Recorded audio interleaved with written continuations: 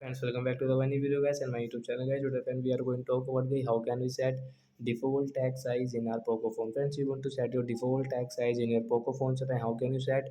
Today I will show you in this video guys. So before starting video friend, first of all go and subscribe the channel guys. Click the bell icon and like my video. So first of all guys, we will on our phone setting to set guys default text size.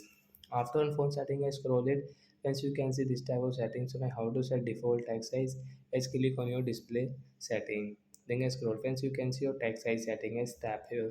Friends, you can set your default text size means small and large size means default text size setting as you can set from here, and guys you want into large size so you can set from here. But guys you can see this normal text size, you can see guys the default text size I think is small. Yes, friends, you can see your default text size setting guys. So like that guys, you can set your default text in your Poco phone. So that's it guys, thanks for watching the video guys. We will meet on next video guys with new topic. Before going guys, please comment, like the video, subscribe the channel. Bye bye friends, thanks for watching.